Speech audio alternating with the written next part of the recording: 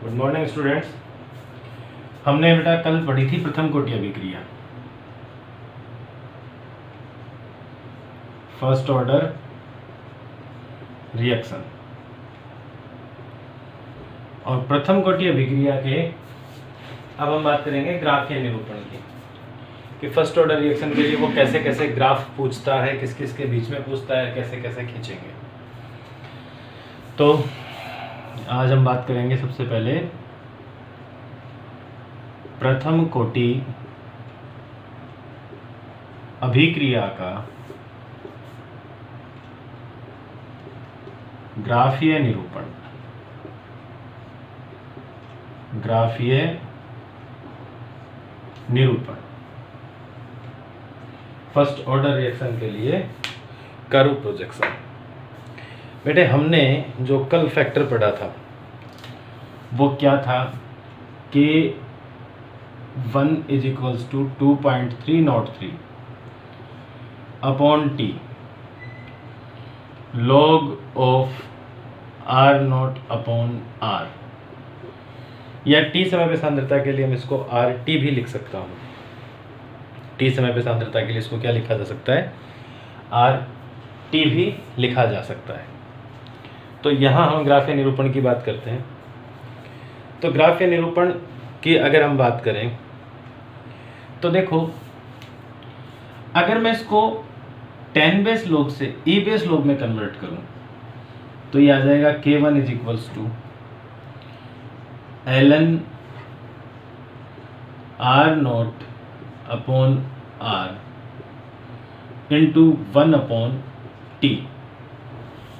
और इस समीकरण को मैंने मान लिया समीकरण x। इस समीकरण को हमने क्या मान लिया, समीकरण x मान लिया। अब समीकरण x को हम थोड़ा सा एडजस्ट करके लिखें तो क्या लिखें, इसको मैं यहीं रख लेता हूँ, ln r0 upon r = K1t। बेटे अगर मैं r को ऊपर और r0 को नीचे ले आऊं तो इसका साइन नेगेटिव हो जाएगा, या देखो मतलब इसको मैं अगर उल्टा करूं तो साइन चेंज हो जाएगा, आपको पता है इस बात का। तो हम इस समीकरण को क्या लिख सकते हैं, पहले तो आप देखो इसको लिखें हम ln r0 minus ln r, ये लिखा जा सकता है, = K1t। अब इस ln r0 का पक्षांतरण कर दो आप, तो आ जाएगा माइनस ln r = ये इधर गया तो किसका हो गया, माइनस का, K1t माइनस ln r0 क्रिया कारक की प्रारंभिक सांद्रता। समीकरण को -1 से मल्टीप्लाई कर दो, समीकरण को -1 से गुणा करने पर, अगर मैं गुणा करूं तो ln r = -K1t plus ln r0। देखो बेटे ये सरल रेखा के समीकरण का प्रवणता रूप है। इस फैक्टर को आप देखिए, समीकरण y, सरल रेखा समीकरण y बराबर mx प्लस c का प्रवणता रूप हुआ कि नहीं हुआ। तो मैं ये कह सकता हूं कि समीकरण y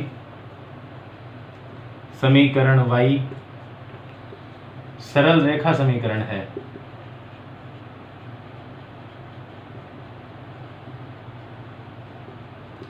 तो इसके लिए अगर मैं कर्व प्लॉट करूं, ये x एक्सिस, ये y एक्सिस, y पे क्या है, y है ln क्रिया कारक की सांद्रता t समय पर, ये m है, ये x है, x एक्सिस पे क्या है, t। और ढाल जो है वो ऋणात्मक है बेटे, ऋणात्मक ढाल है तो कर्व आएगा नीचे की तरफ। ये जो tan थीटा या ढाल या प्रवणता जो है वो ऋणात्मक ढाल है, तो माइनस K1 के बराबर है। और जो अंतःखंड है, ये अंतःखंड C के बराबर होता है, तो ये हो जाएगा ln R0। ये हो गया बेटा एक ग्राफ या निरूपण किस किस के बीच में, log E बेस R और T के बीच। अगर ग्राफ वो पूछे आपसे, कर्व पूछे, तो हमें ये ग्राफ बनाना है। इसका आप स्क्रीनशॉट ले लीजिए। एक्स एक्सिस के ऊपर हमने समय लिया है T और वाई एक्सिस के ऊपर R0 है। अब आप इसका स्क्रीनशॉट लीजिए, आपको क्लियर दिख रहा होगा। अगर मैं कर्व प्लॉट करूं इस फैक्टर से, जो यहाँ फैक्टर है, तो इससे भी कर्व प्लॉट कर सकते हैं हम। एक ग्राफ या निरूपण ये भी हो सकता है। यहाँ देखो, पक्षांतरण करके हम log R0 अपॉन R को तो एक तरफ रख लेते हैं।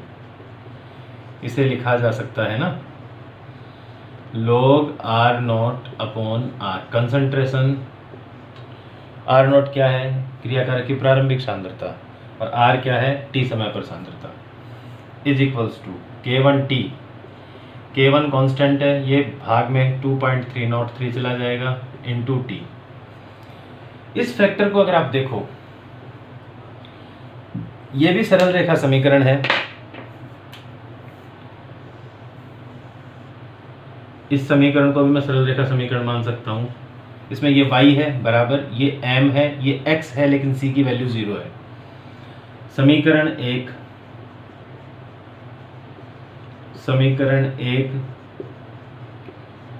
सरल रेखा समीकरण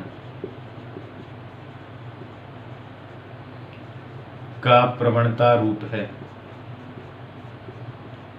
तो ये भी लीनियर इक्वेशन है बेटा। और यहाँ जो हम कर्व प्लॉट करेंगे वो क्या आएगा, देखिए, ये x एक्सिस, ये y एक्सिस, ये 0। y एक्सिस की अगर मैं बात करूं तो उस पे है log R0 अपॉन R। यहाँ आ गया log R0 अपॉन R। ये m है, ये x है, x पे वही t है। देखो, यहाँ पे ढाल पॉजिटिव है, तो 0 से स्टार्ट कर दो और सीधी लाइन खींच दो। 0 से स्टार्ट क्यों किया, क्योंकि अंतःखंड C यहाँ पर है ही नहीं, तो C की वैल्यू 0 है, इसलिए रेखा 0 से स्टार्ट होगी। इस ढाल के लिए tan थीटा, इस ढाल के लिए tan थीटा, इसकी जो ढाल है यानी कि tan थीटा है, वो किसके बराबर होगी, K1 अपॉन 2.303। 2.3, चलो इसको इस तरफ लिख देते हैं बेटे, समझने के पॉइंट ऑफ व्यू से। tan थीटा जो होती है ढाल, वो क्या है, K1 अपॉन 2.303। K1 upon 2.303। ठीक है। तो एक ग्राफ या निरूपण हम प्रथम कोटि अभिक्रिया का ये कर सकते हैं। इसके बाद एक फैक्टर एनसीईआरटी ने डायरेक्ट लिखा है, जिसे मैं थोड़ा डिस्क्राइब करके आपको समझाऊंगा, हम उसकी भी बात करेंगे। पहले आप इसका स्क्रीनशॉट ले लीजिए।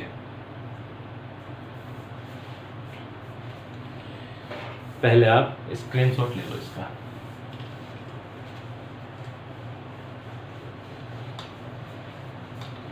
देखिए,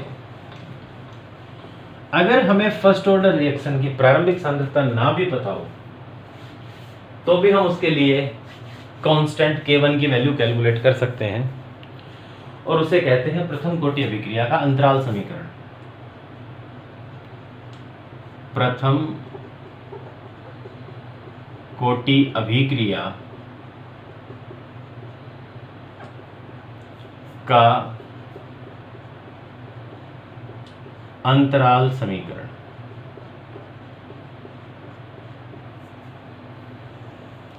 ये हम तब कैलकुलेट करते हैं जब हमें प्रारंभिक सांद्रता का नहीं पता हो। न्यूमेरिकल में मैं आपको इसके बारे में बताऊंगा। अभी मैं फैक्टर की बात करता हूं, और फैक्टर जो हमारे पास में आया था फर्स्ट ऑर्डर रिएक्शन के लिए, वो आया था, हम जानते हैं कि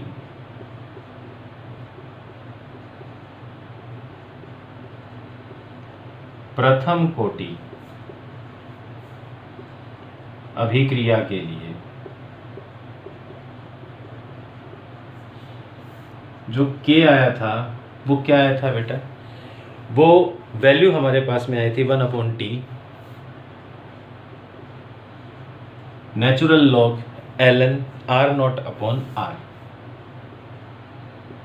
R0/R, ये वैल्यू हमारे पास आई थी। अब इस वैल्यू से हम t समय, अलग अलग समय के लिए, t1 समय के लिए और t2 समय के लिए कैलकुलेट करें तो वैल्यू को कैसे कैलकुलेट करेंगे, इसी फैक्टर को पहले मैं थोड़ा इजी करके लिख लेता हूँ। इजी करके लिखने के बाद में हम इसको कैलकुलेट करेंगे। ये है आपका ln R0/R is equals to KT। हो गया क्या समीकरण 1 के लिए। अगर मैं इसको पलटकर लिख दूं तो हम इसी फैक्टर को क्या लिख सकते हैं बेटा, इसी फैक्टर को क्या लिखा जा सकता है, ln R/R0 is equals to minus KT। देखो मैंने अलग अलग समय ले लिया, इस फैक्टर को मैं और थोड़ा सा सिंपल कर लेता हूँ, ln R minus ln R0 is equals to minus K1T। अब ये जो है इसको मैं इस तरफ ले जाऊं तो ln R is equals to minus K1T plus ln R0। T1 समय के लिए मैं क्रियाकारक की T समय सांद्रता को, T1 समय में सांद्रता को R1 मान लेता हूं, ln R1 is equals to minus K1, इसको T को T1 मान लेता हूं और प्रारंभिक सांद्रता जो है वो R0 ही रहेगी, आप जानते हो। ऐसे ही T2 समय के लिए सांद्रता को मैं R2 मान लेता हूं माइनस, इसको K को K ही मान लेते हैं बेटा, K1 नहीं, K ही मान लेता हूं ताकि समझने में आसानी रहे। KT2 plus ln R0। T1 समय पे जो फैक्टर हमें प्राप्त हुआ इसको हम फैक्टर 1 कह लेंगे और इसको फैक्टर 2। समीकरण 1 में से समीकरण 2 को घटा दो, समीकरण 1 माइनस समीकरण 2 करने पर, इसका आप स्क्रीनशॉट लो, फिर मैं इससे आगे की बात करता हूं।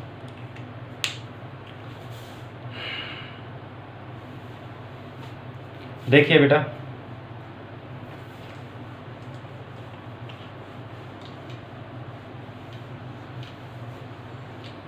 हम घटा रहे हैं ln R1 minus ln R2 is equals to, ln R1 की वैल्यू क्या है, minus K1T plus ln R0। घटा रहे हैं माइनस, तो माइनस माइनस प्लस हो जाएगा, तो प्लस, इसको K1T के बजाय K ही मान लो, KT1। ये क्या हो जाएगा KT2, यहाँ माइनस था ये प्लस है तो ये हो जाएगा माइनस ln R0। देखो ln R0 माइनस का भी ln R0 प्लस का भी कैंसिल आउट हो गया, तो ये तो हमने कर दिया कैंसिल आउट। आगे क्या होगा, यहाँ ln R1 अपॉन R2, क्योंकि लॉग में जो राशि घटाव में होती है उसे हम बटा में लिख सकते हैं, बराबर, इसको मैं लिख सकता हूँ KT2 माइनस KT1 और कॉमन क्या आ जाएगा, R1 upon R2 is equals to KT2 minus T1। ये जो फैक्टर है फैक्टर मान लेता हूँ z। ये भी सरल रेखा समीकरण y बराबर mx प्लस c का प्रवणता रूप है। ठीक है, तो इसे भी क्या लिखा जा सकता है, समीकरण z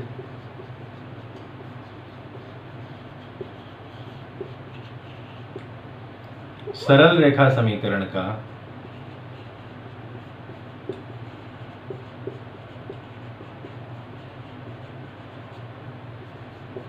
प्रवणता रूप है। तो इसे क्या लिखूं बेटे,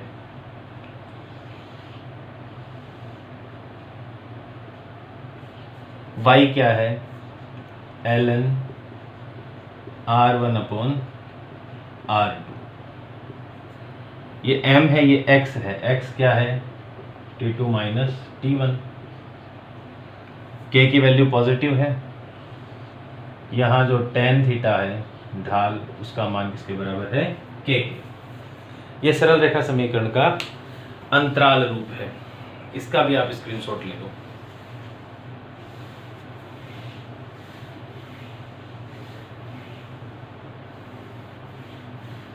हो गया। एक और रूप लिखा जा सकता है प्रथम कोटि अभिक्रिया के लिए।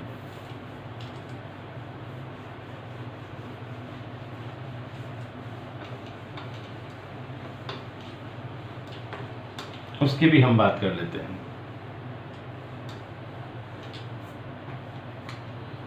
प्रथम कोटि अभिक्रिया के लिए आप जानते हो, हमने पढ़ा है कि क्रिया कारक की प्रारंभिक सांद्रता के लिए k की वैल्यू k1 बराबर 1/t ln क्रिया कारक की प्रारंभिक सांद्रता और क्रिया कारक की t समय पर सांद्रता का अनुपात, हमने यही पढ़ा बेटा। तो हम यहाँ लिख देंगे क्रिया कारक की प्रारंभिक सांद्रता और क्रिया कारक की t समय पर सांद्रता का अनुपात। इस t को आप इस तरफ ले आओगे तो k1t बराबर आ जाएगा ln r0 अपॉन r। देखिए, हम ये बार बार करते आ रहे हैं, इसलिए आपको अब तक याद हो गया होगा। अगर मैं ln r को ऊपर ले लूं और r0 को नीचे ले लूं तो इसका साइन नेगेटिव हो जाएगा, माइनस k1t। यहाँ जो है मैं आधार ई बेस ले लेता हूँ, तो इसी को क्या लिखा जा सकता है, आप जानते हो बेटा, log ई बेस का व्युत्क्रम होता है e। तो मैं इसका अगर आधार e ले लूं तो इसको क्या लिखा जा सकता है, ln हट जाएगा, यहाँ से ln हटेगा तो ln हटने के बाद क्या आ जाएगा बेटे, r बट्टा r0 बराबर इधर आ जाएगा e बेस k1t। हो गया। इसी फैक्टर को हम पक्षांतरण करके क्या लिख सकते हैं, r is equals to r0 e base minus k1t। इस समीकरण को आप कोई भी नंबर दे दीजिए a। तो क्रियाकारक की t समय पर सांद्रता और प्रारंभिक सांद्रता के बीच में संबंध को हम इस तरीके से भी व्यक्त कर सकते हैं। इसका भी आप स्क्रीनशॉट ले लीजिए। अब हम बात करेंगे प्रथम कोटि अभिक्रिया के उदाहरणों की, एग्जाम्पल्स की।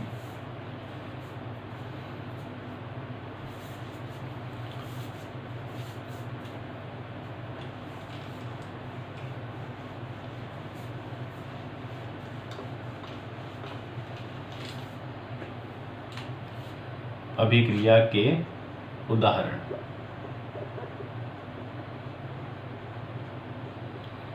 देखो बेटा, सबसे पहले हम बात करते हैं अमोनियम नाइट्राइट का तापीय अपघटन। अमोनियम नाइट्राइट का तापीय अपघटन। अमोनियम नाइट्राइट NH4NO2 को गर्म करने से नाइट्रोजन निकलती है और 2 बनते हैं जल के अणु। इस फैक्टर के लिए अभिक्रिया का वेग होता है K गुणा NH4NO2 की सांद्रता। ठीक है, दूसरे एग्जाम्पल की हम बात करते हैं। तो दूसरा एग्जाम्पल प्रथम कोटि अभिक्रिया का है एथीन का हाइड्रोजनीकरण। एथीन का हाइड्रोजनीकरण।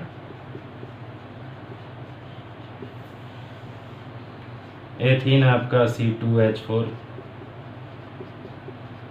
इसकी क्रिया हाइड्रोजन से करवाने पर C2H6 एथेन बनता है। इस क्रिया के लिए अभिक्रिया का वेग एथीन की सांद्रता पर निर्भर करता है, तो वेग आएगा K C2H4 की सांद्रता। तो इस प्रकार एथीन का हाइड्रोजनीकरण जो है हाइड्रोजन की सांद्रता पर निर्भर नहीं करता, और जब हाइड्रोजन की सांद्रता पर निर्भर नहीं करता, केवल एथीन की सांद्रता पर निर्भर करता है, तो यह प्रथम कोटि अभिक्रिया का उदाहरण है। इसी तरीके से नाइट्रोजन पेंटाऑक्साइड या डाई नाइट्रोजन पेंटाऑक्साइड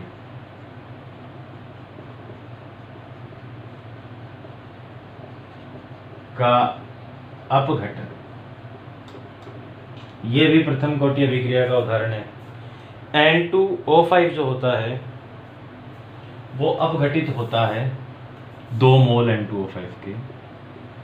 N2O5 के 2 मोल अपघटित होते हैं, 4 बना देते हैं NO2। बेटा 4 नाइट्रोजन, 4 दूनी 8 ऑक्सीजन, 10 है, साथ में बनेगा O2। इस अभिक्रिया में संतुलित समीकरण में अणुसंख्यता तो 2 है, लेकिन मैकेनिज्म अपने सिलेबस में दे नहीं रखी, राजस्थान बोर्ड के सिलेबस में दे रखी थी पहले, और लेसन के एंड में मैं आपको मैकेनिज्म बता दूंगा। लेसन कंप्लीट होने के बाद में कुछ रिएक्शंस की मैकेनिज्म मैं आपको करवा दूंगा जो दे नहीं रखी अपने, लेकिन मैं करवा दूंगा। तो ये 1 मोल की सांद्रता पर निर्भर करता है, तो इसके लिए वेग को हम लिखेंगे कि N2O5 की सांद्रता की घात 1, इसलिए ये भी क्या है, प्रथम कोटि अभिक्रिया का उदाहरण है। इसी प्रकार बेटा रेडियो एक्टिव अभिक्रियाएं, रेडियो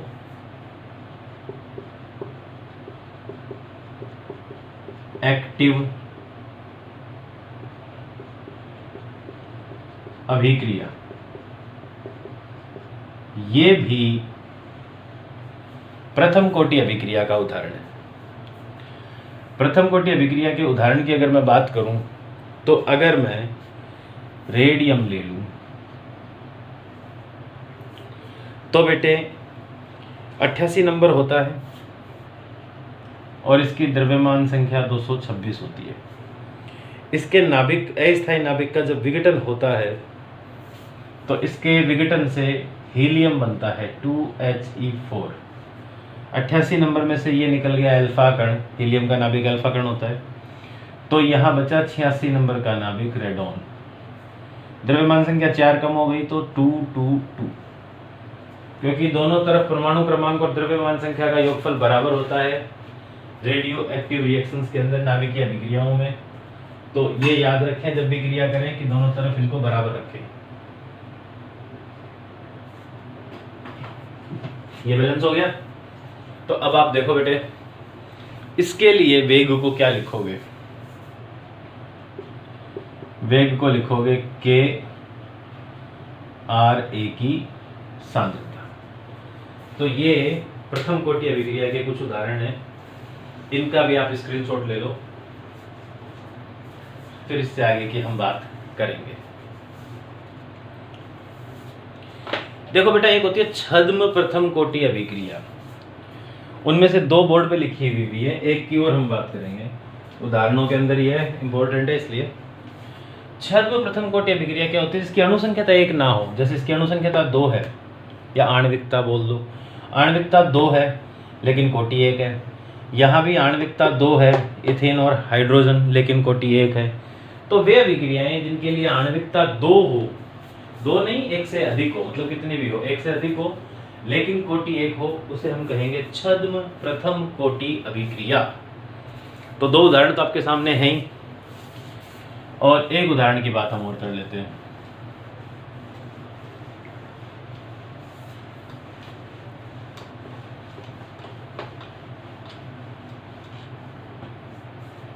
और यहाँ कुछ इंपॉर्टेंट बात भी डिस्कस कर लेंगे। अगला उदाहरण, एस्टर का जल अपघटन।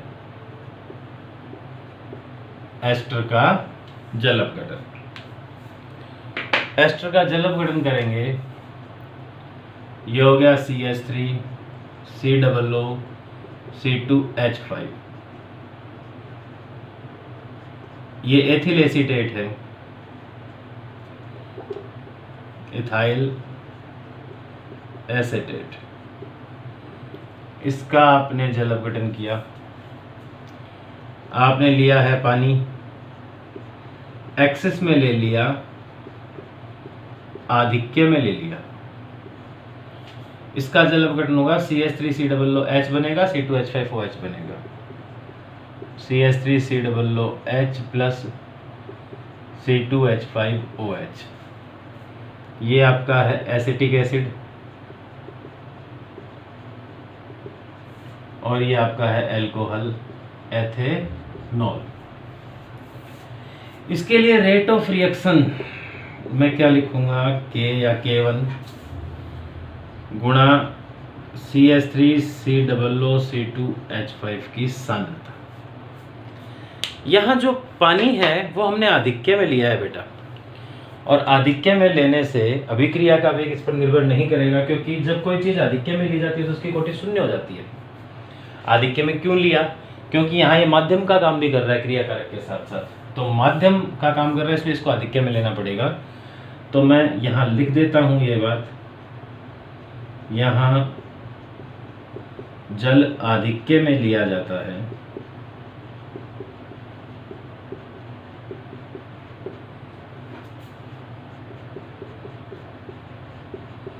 अतः जल की सांद्रता का अभिक्रिया वेग पर कोई प्रभाव नहीं पड़ता।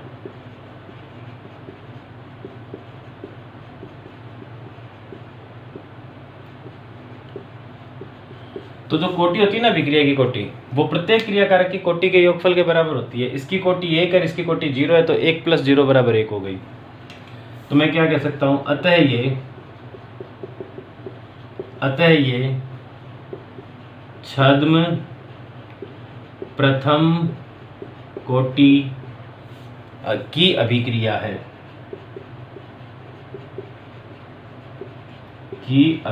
है, याद रखना बेटा, छद्म प्रथम कोटि अभिक्रिया का मतलब क्या है, ऐसी अभिक्रिया जिनके लिए अणुसंख्यता का मान 1 से अधिक हो लेकिन अणुसंख्यता 1 हो, सॉरी वो कोटि 1 हो, क्योंकि क्रिया की आणविकता 2 है परंतु कोटि 1। ठीक है, तो ये हुए प्रथम कोटि अभिक्रिया के कुछ उदाहरण। अब इसके बाद हम बात करेंगे प्रथम कोटि अभिक्रिया के अर्ध आयुकाल की। तो half time for first order reaction हम कैलकुलेट करते हैं।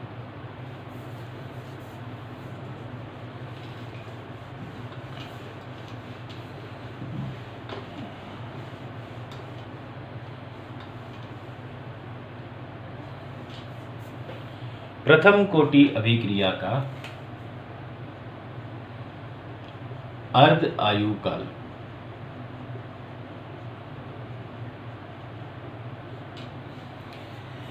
आपको पता है क्या पता है हमें फर्स्ट ऑर्डर रिएक्शन के लिए K1 की वैल्यू। हम जानते हैं कि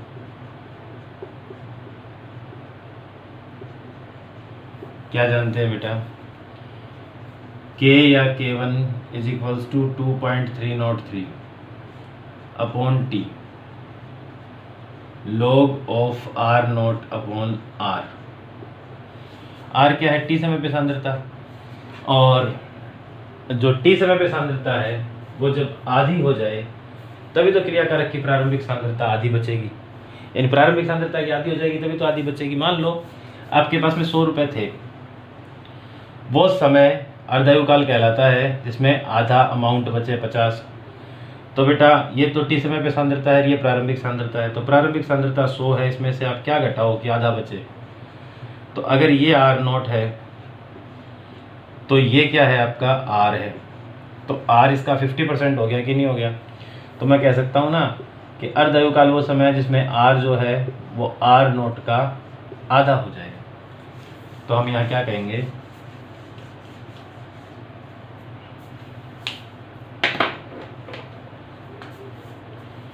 वह समय जिसमें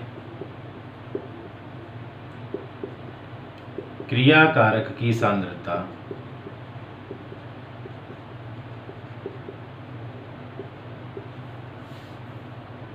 प्रारंभिक सांद्रता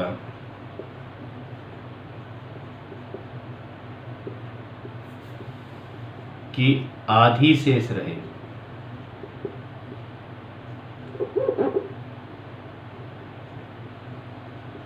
आधी शेष रहे,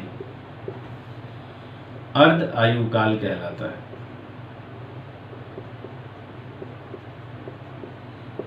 अर्ध आयुकाल कहलाता है।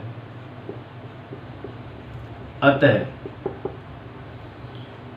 अर्ध आयुकाल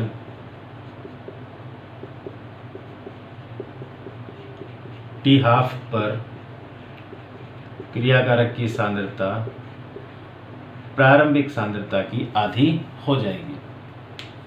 तो जब ऐसा होगा तो बेटा T की जगह तो रख दो T हाफ, R की जगह रख दो R not by 2।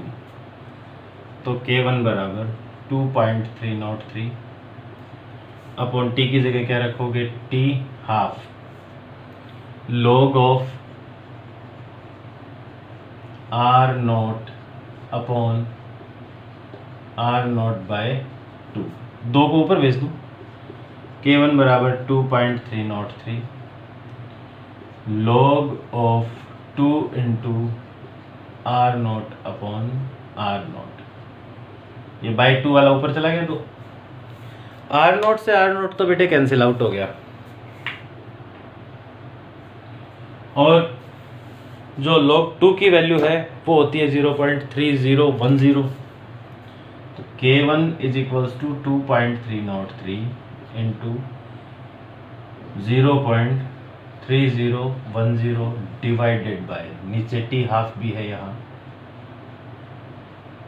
T half का K1 के साथ पक्षांतरण कर दो तो T हाफ बराबर, इन दोनों को मल्टीप्लाई करोगे तो 0.693 आएगा अपॉन K1।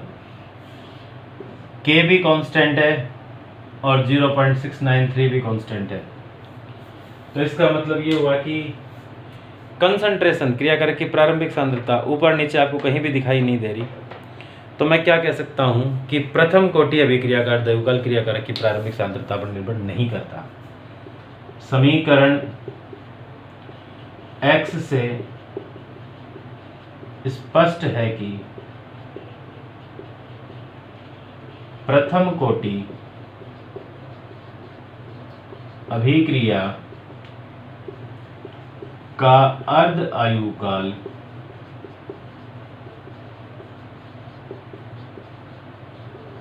क्रियाकारक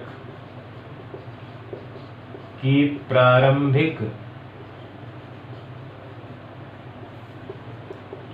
सांद्रता पर निर्भर नहीं करता। बेटे प्रथम कोटि अभिक्रिया के लिए निर्भर नहीं करता, और आपने पढ़ा था शून्य कोटि अभिक्रिया के लिए समानुपाती था। आपको याद होगी ये बात। तो अब आप इसका स्क्रीनशॉट ले लीजिए। ये फर्स्ट ऑर्डर रिएक्शन के लिए बात हो गई अर्ध आयु काल की। अब मान लीजिए कि कोई अभिक्रिया जो प्रथम कोटि की हो और उसके अंदर क्रिया कारक व उत्पाद गैस हो, तो ऐसी स्थिति में हम उसके लिए क्या लिखेंगे, क्या फैक्टर लिखेंगे फर्स्ट ऑर्डर रिएक्शन के लिए, उसकी बात हम करेंगे नेक्स्ट क्लास में। तो आज की क्लास में इतना है, मिलते हैं अगली क्लास में। तब तक अपना और अपनों का ख्याल रखें, घर पे रहें, सुरक्षित रहें, बाहर जाने से बचें, अकारण बाहर ना जाएं, और ईश्वर से प्रार्थना करें कि जल्दी से जल्दी हम फिजिकल क्लास ले पाएँ, आमने सामने मिल पाएँ। Thank you, take care.